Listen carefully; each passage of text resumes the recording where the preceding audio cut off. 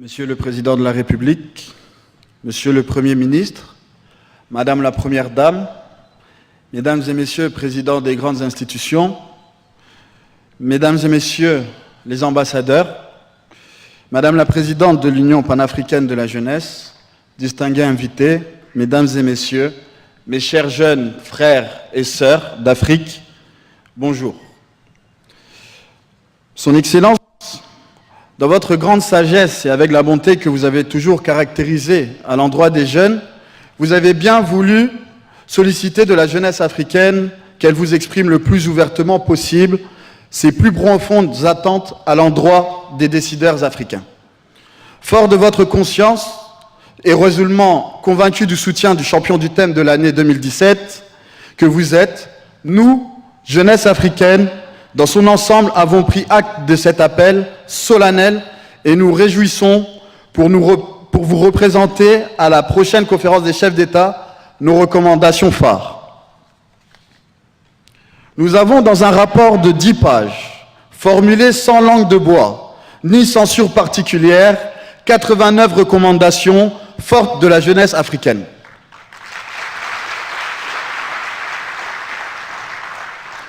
Et nous vous demandons de faire qu'elles soient prises en compte lors du prochain sommet des chefs d'État le 3 et 4 juillet à Addis Abeba. Excellences, au cours de ce forum consacré au thème « Tirer pleinement profit du dividende démographique en investissant dans la jeunesse », nos réflexions se voulant respectueuses de la feuille de route de l'Union africaine est articulée sur 5 piliers. Le premier pilier est l'éducation et développement des compétences. Le deuxième pilier est l'emploi et l'entrepreneuriat. Le troisième pilier, migration, paix et sécurité. Le quatrième pilier, droit, gouvernance et autonomisation de la jeunesse. Et pour finir, le dernier pilier qui est la santé et le bien-être. Avant d'inviter mes frères et sœurs à présenter les recommandations par pilier, je vais vous présenter 3 recommandations phares que nous voulons vraiment qu'elle soit adoptée. La première recommandation, c'est la création du Fonds africain pour la jeunesse. Nous voulons un fonds pour se développer, pour créer des entreprises et aider au développement de nos pays.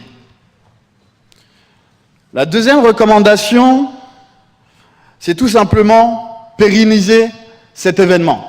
Aujourd'hui, on a eu la chance d'avoir des jeunes des 54 pays et nous voulons institutionnaliser cet événement année en année dans tous les pays africains pour vraiment sensibiliser les dirigeants et de faire les jeunes vraiment le fer de lance du développement des pays africains.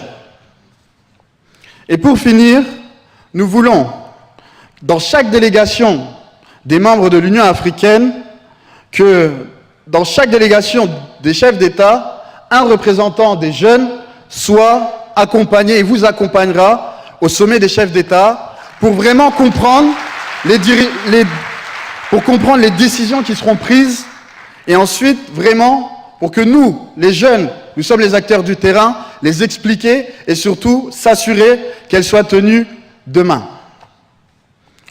Donc maintenant, après avoir présenté les 3 décisions phares, je vais appeler à tour de rôle les représentants, mes frères et sœurs, pour présenter les recommandations des piliers. Donc, le premier pilier, c'est l'éducation et le développement des compétences. J'appelle du Rwanda, Madame Rosine Ingabire.